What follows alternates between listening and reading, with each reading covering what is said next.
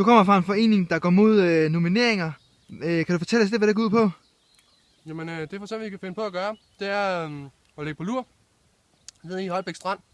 Og så når der kommer et par unge mennesker gående med deres fucking mobiltelefoner, så springer vi frem, så binder vi dem, og så tæver vi dem. Okay.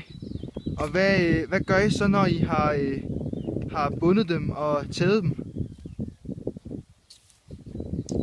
Så knipper vi dem i 48 timer, så de kan se, hvor fucking klamt det er at nominere folk.